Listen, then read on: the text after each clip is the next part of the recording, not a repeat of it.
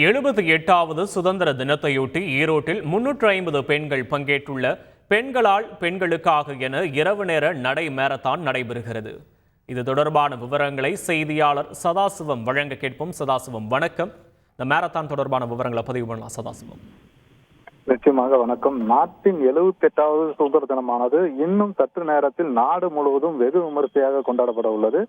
இந்த தினத்தில் சுதந்திரம் பெற்ற நாள் முதலே பார்த்தோமானால் இரவு நேரத்தில் ஒரு பெண் அல்லது ஒருவர் தனியாக என்று நடமாடுகிறாரோ அன்று சுதந்திரம் கிடைத்ததாகவே அடையாளமாக கருதப்படுவதாக என அந்த பழமொழியானது பல நாட்களாக பல வருடங்களாக சொல்லப்பட்டு வந்தது.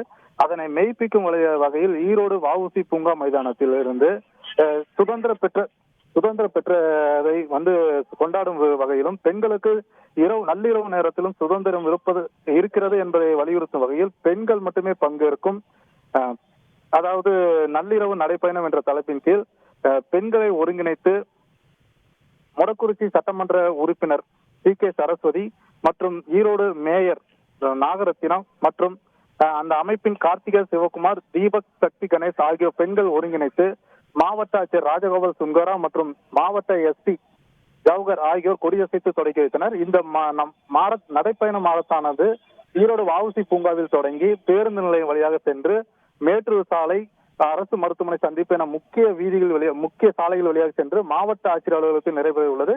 இந்த நடை மாரத்தானை பார்த்தோம்னால் கல்லூரி மாணவிகள் என 350க்கும் மேற்பட்டோர் பங்கேற்றுள்ளனர். குறிப்பாக 78வது சுதந்திர தினத்தில் நள்ளிரவில் பெண்கள் சுதந்திரமாக நடமாட முடியும், செல்ல முடியும், பாதுகாப்பாக இருக்கிறார்கள் என்பதை மெய்ப்பிக்கும் விதமாகவே இந்த நடை மாரத்தானது மேற்கொள்ள உள்ளது.